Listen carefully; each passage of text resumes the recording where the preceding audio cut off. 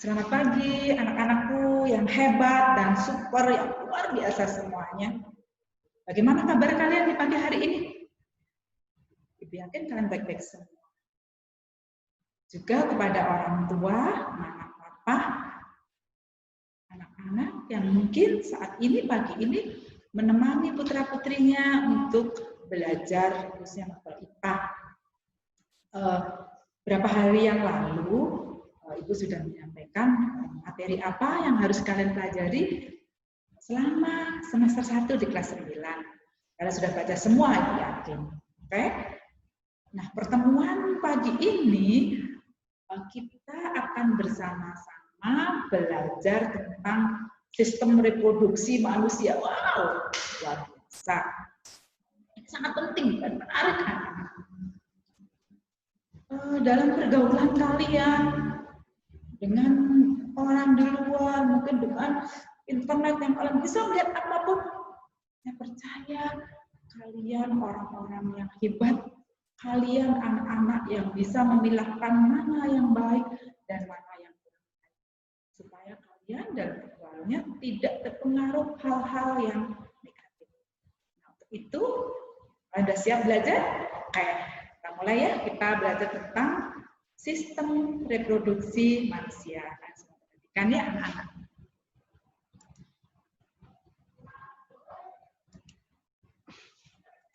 Oke, anak-anak, kita mulai pelajaran kita pagi ini ya.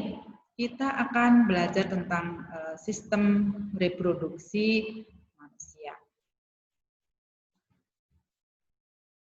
Nah, ingat kalian di dalam pelajaran kalian di waktu di kelas 7, kalian sudah belajar apa itu sel, gabungan-gabungan sel berkumpul membentuk jaringan. Jaringan-jaringan berkumpul membentuk organ, organ-organ menjadi satu membentuk sistem organ, dan itu menjadi seperti kita, yaitu organisme atau manusia. Oke? Dalam pelajaran ini, dari sel ke organisme, sel berkembang, kalian sih kok kita bisa menjadi bertumbuh, dan bertumbuh, itu karena sel-sel dalam tubuh kita itu membelah.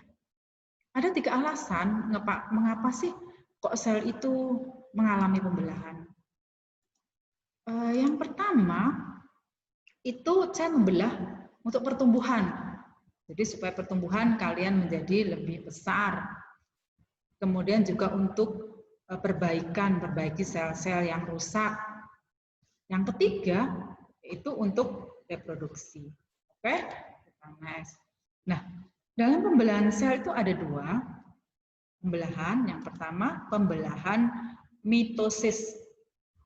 Nah, pembelahan mitosisnya seperti apa sih? Menghasilkan 2 sel anakan.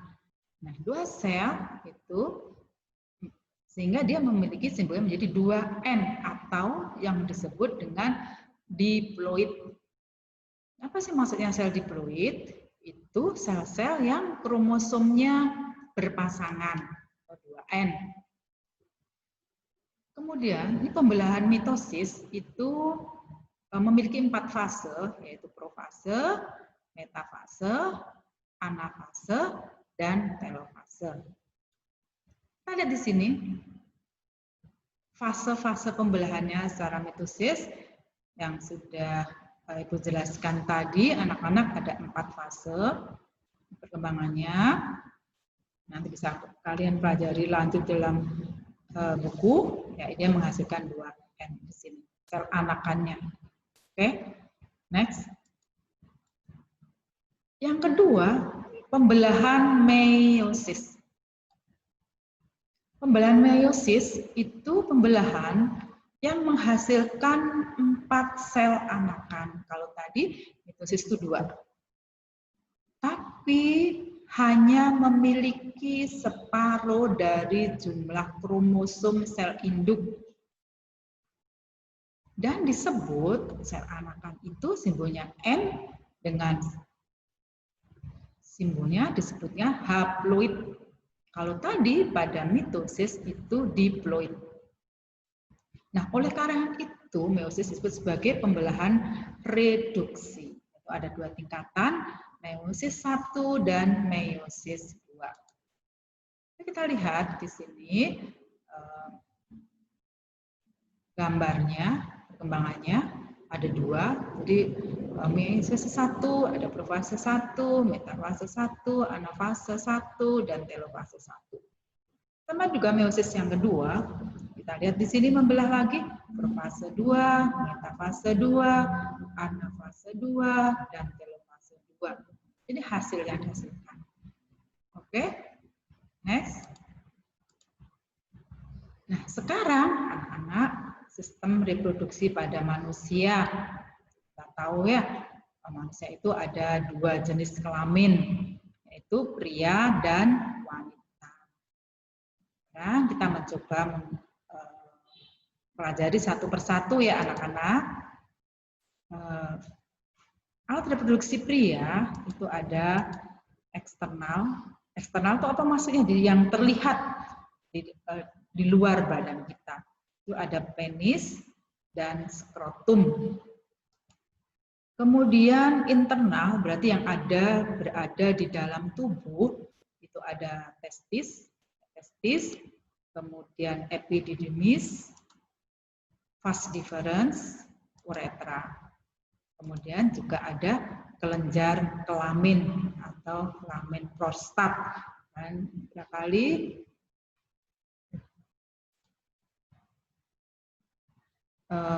mendengar tuh kalau ada laki-laki atau pria yang menderita sakit prostat. Nah, itu kelenjar kelaminnya. Oke, juga vesica seminalis itu juga termasuk dari kelenjar kelamin. Oke, next. Maksudnya di sini ya, anak-anak. Skrotum. Skrotum ini apa sih maksud skrotum tadi ya? Untuk menjaga agar suhu testis di bawah suhu tubuh.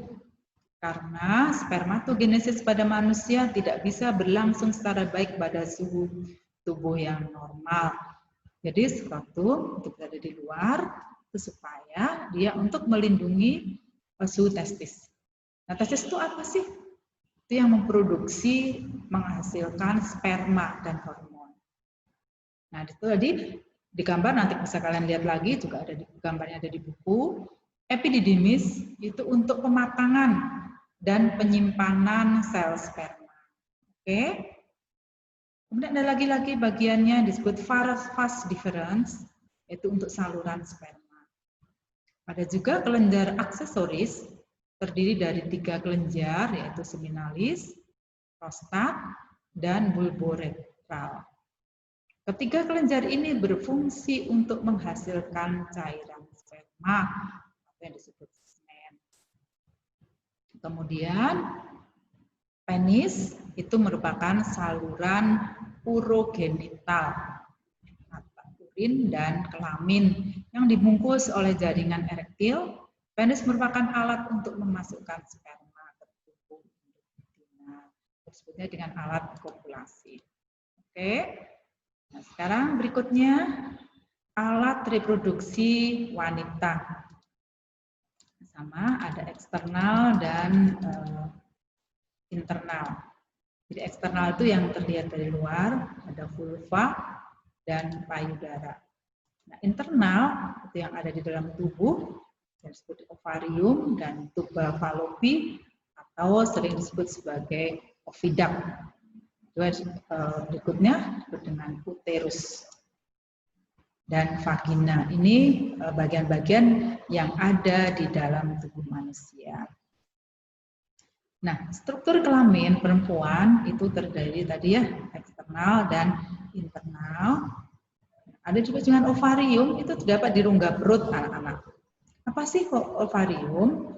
Itu tempat untuk menghasilkan ovum dan hormon. Ada 2 hormon yaitu estrogen dan progesteron. Sel telur atau ovum itu jika sudah matang akan dikeluarkan dari ovarium. Nah, ini yang disebut dengan peristiwa ovulasi. Oke. Kemudian tadi saya disebut dengan tuba fallopi, itu tempat terjadinya pembuahan atau fertilisasi. Merupakan suatu saluran yang berfungsi untuk menangkap ovum yang dilepas pada peristiwa ovulasi. Uterus atau yang sering kita sebut sebagai rahim, ini merupakan organ tebal yang berotot yang merupakan tempat perkembangan fetus. Dinding rahim banyak mengandung pembuluh darah. Kemudian istilah berikutnya ada yang disebut dengan cervix atau leher rahim dan vagina. Ini merupakan saluran tempat keluarnya bayi pada proses-proses melahirkan. Saluran ini berfungsi sebagai tempat pengeluaran sperma pada saat ovulasi. Oke, ini anak-anak perbedaan sperma dan ovum. Bentuk gambarnya seperti ini ya, bentuk sperma, dan ini bentuk ovum. Di tengahnya ada inti selnya atau disebut dengan nukleus. Oke, next. Nah, sekarang sperma. Sperma dan ovum itu adalah sel kelamin atau gamet pada manusia. Sperma memiliki ukuran yang lebih kecil daripada ovum. Sperma, bisa kalian tadi dari gambarnya, terdiri atas kepala, leher, dan ekor. Bagian kepala berupa nukleus yang mengandung DNA. Bagian leher mengandung mitokondria yang memberikan energi bagi sperma. Ekor merupakan alat gerak aktif bagi sperma. Nah, kalau ovum itu memiliki bentuk yang bulat, anak-anak, karena tidak dapat memiliki alat pergerakan seperti sperma. Ovum dilindungi oleh suatu lapisan yang disebut zona pellucida yang tersusun dari protein dan mengandung reseptor untuk sperma. Prosesnya ini ada dua, ada disebut spermatogenesis dan oogenesis. Apa sih bedanya? Kalau spermatogenesis itu proses pembuatan sperma di dalam testis. Jadi prosesnya pembuatan sperma dalam testis itu disebut spermatogenesis. Kalau proses pembuatan ovum, saja di dalam ovarium, dalam alat kelamin perempuan, itu disebut oogenesis. Oke? Next ya anak-anak. Nah, sekarang proses spermatogenesis itu mengalami dua jenis pembelahan. Pembelahan tadi yang sudah kita bahas ya. Pembelahan meiosis, ini sebelum terbentuknya sel sperma matang. Yang kedua, pembelahan mitosis, sehingga dihasilkan satu sel anak yang kemudian berkembang menjadi spermatosit primer di dalam tubulus semiveru menjadi spermatid. Spermatid berkembang menjadi sel sperma, disebut spermatozoa yang matang. Nah, kalau oogenesis itu dikenal oogonium, pembelahan sel mitosis saat bayi belum dilahirkan dan diperoleh oosit primer. Setelah mengalami puber, kemudian saatnya pembelahan meiosis 1 dan diperoleh oosit sekunder. Kemudian oosit sekunder mengalami pembelahan meiosis 2. Jadi sama ya, ada dua pembelahan, mitosis dan meiosis. Dan dihasilkan ootit. Ootit kemudian dilepaskan dari ovarium. Nah, peristiwanya ini saat melepaskan itu disebut dengan ovulasi atau pada sehari-hari disebutnya waktu menstruasi. Oke, next ya anak-anak ya. Nah ini simbol gambarnya perbedaan spermatogenesis dan oogenesis. Oke, next.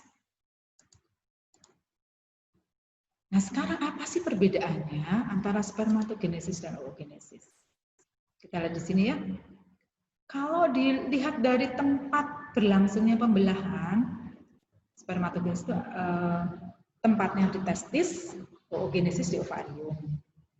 Nama sel induknya pada spermatogenesis disebut spermatogonium, sedangkan pada oogenesis disebut oogonium.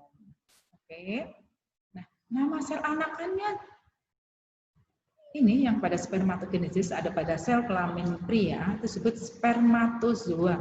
Jadi ada 4 ya anak-anak. Kalau oogenesis ovumnya 1, polositnya 3. Oke. Nah, kalau spermatogenesis hasil akhir pembelahannya sama, semua selnya sama, persis podoplek. Oke. Kalau oogenesis tidak sama, ada perbedaannya. Nah, sekarang batas waktu berlangsungnya pembelahan, kalau spermatogenesis itu terus-menerus. Ini terjadi pada laki-laki. Kenapa? Jadi laki-laki itu sampai seumur hidupnya, selama dia masih hidup, mau sampai kakek-kakek, dia akan selalu memproduksi sperma sebelum dia meninggal. Oke? Makanya kadang, wow, ini kok ada kakek-kakek bisa menghamili, itu karena dia memproduksi terus. Tapi kalau pada perempuan itu tidak terus-menerus anak-anak sampai batas tertentu yang disebut dengan menopause. Nah, usia menopausnya bagaimana? Berbeda-beda ya anak-anak ya, antara satu dengan yang lain. Pada usianya berbeda-beda. Ada yang 50 ke atas, bahkan udah 50 atas juga belum. Oke. Nah, kita next ya. Kita lanjutnya. Kan anak pembuahan. Nah, next ya. Pembuahan atau fertilisasi itu peleburan antara sel sperma dan ovum yang berlangsung di dalam oviduct atau tabung Fallopi dan menghasilkan sigut. Nah, sekarang perkembangan embrio, kita lihat di tabel ini ya anak-anak. 3-4 hari sigut itu menetap dalam oviduct. Kemudian bergerak menuju rahim. Sigut berkembang menjadi embrio. Embrio sebenarnya akan berkembang menjadi bayi. Kemudian membran ekstra embrio akan berkembang menjadi amnion, plasenta, dan tali pusar. Oke, saya ingat istilah itu ya, kita dengar sehari-hari. Oke, sekarang tahap perkembangan embrio. Sigot itu merupakan hasil peleburan sel telur dan sel sperma. Kemudian berikutnya menjadi morula, kumpulan sel berbentuk bola yang merupakan hasil pembelahan sel secara terus-menerus dari sigut. Tahap berikutnya disebut blastula, yaitu kumpulan sel berbentuk bola yang berongga. Rongga yang disebut blastosul ini merupakan ruang yang semula berisi cadangan makanan. Tahap berikutnya disebut gastrula. Gastrula yaitu kumpulan sel yang terdiri dari 3 lapisan, ektoderm, mesoderm, dan endoderm. Ketiga lapisan itu terbentuk hasil dari migrasi sel-sel blastula. Dan berikutnya disebut morfogenesis dan organogenesis, merupakan tahap pembentukan organ dan bentuk tubuh. Ketika embrio menempel ke uterus akan terbentuk plasenta dan 3 sistem membran yang terdiri dari amnion, chorion, dan allantois atau yang dikenal dengan tali pusar. Nah, sekarang anak, kalian yang perempuan, pasti untuk kalian kelas 9, hampir semuanya sudah pernah mengalami yang disebut dengan menstruasi. Nah, siklusnya, varium atau siklus menstruasi, itu kira-kira sekitar 28 hari.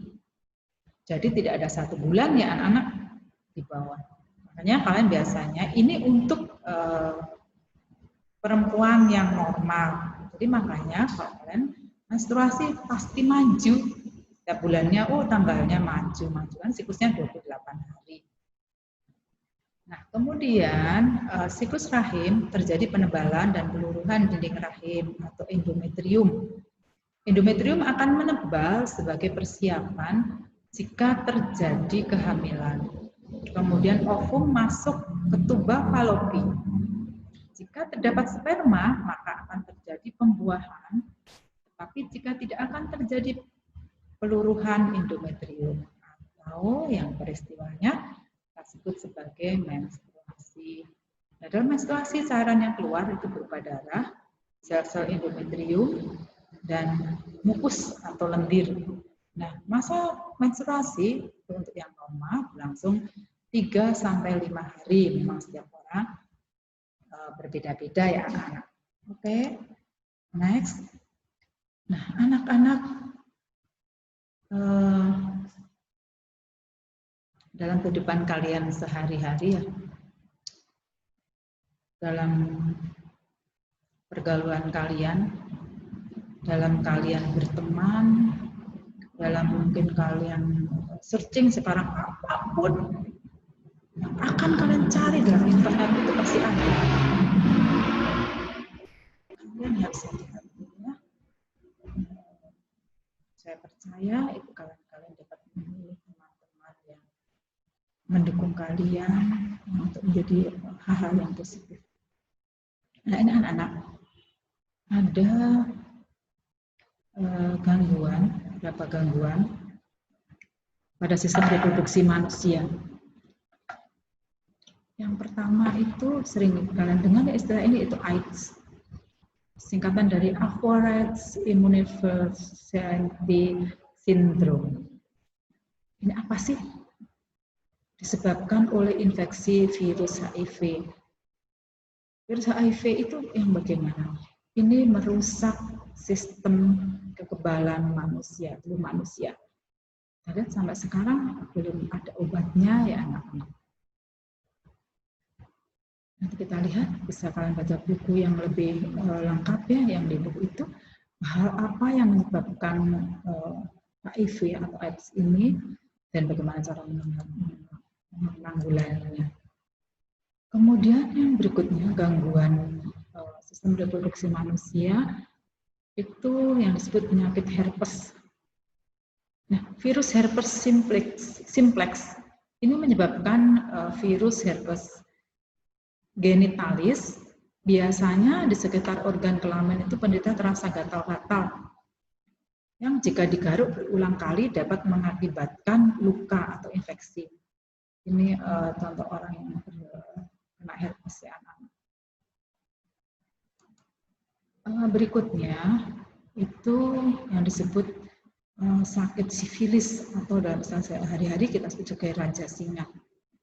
Sifilis termasuk PSM yang disebabkan oleh bakteri Treponema pallidum. Gejalanya ini ya anak-anak. Gejalanya adalah luka pada alat kelamin, rektum, bibir atau lidah yang tidak menimbulkan nyeri atau sakit pada daerah luka. Seperti ini ya, anak-anak ya. Kemudian berikutnya sistem yaitu disebut gonore seperti ini ya. Disebabkan oleh infeksi bakteri Neisseria gonorrhoeae. Gejala dari penyakit gonore ini adalah rasa sakit saat buang air kecil. Pada wanita, alat kelamin akan terasa gatal, dan pada pria akan keluar nanah pada saluran urinnya. Seperti ini ya anak-anak ya. Nah, sekarang anak-anakku bagaimana toh supaya ya kita jangan sampai ada pencegahan penyakit ini, sistem reproduksi, apa yang harus kita lakukan? Nah, sistem reproduksi kita harus dijaga sebaik-baiknya. Mohon maaf nih kalian yang perempuan, jangan sampai kalian terbohongi, terayok. Jangan melakukan hal-hal yang melanggar. Ya.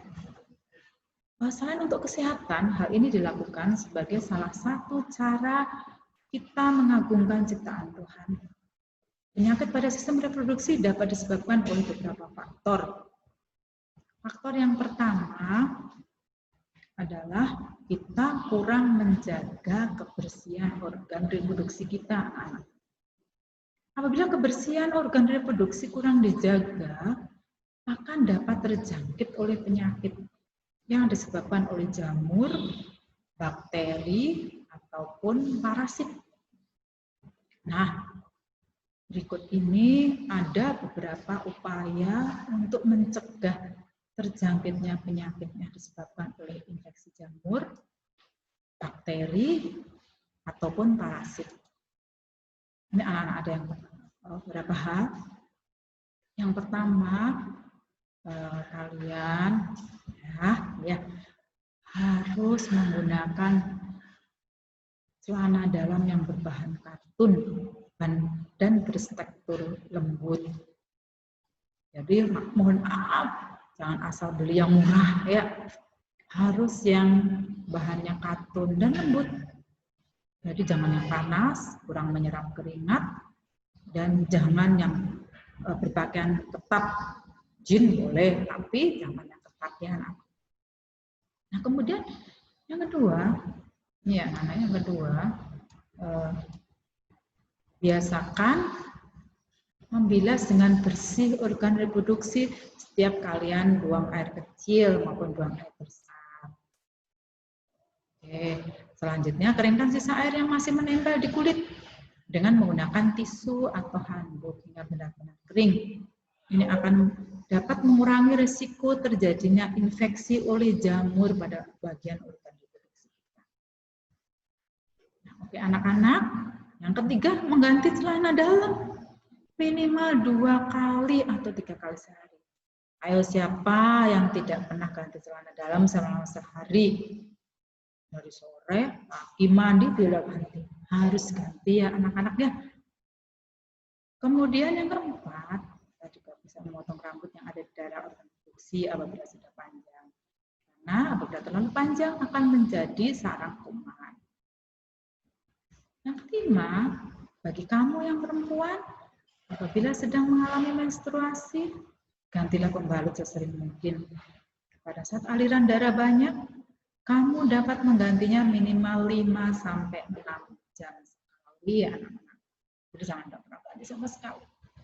Darah yang tertampung pada pembalut bisa menjadi media tumbuhnya kuman atau infeksi.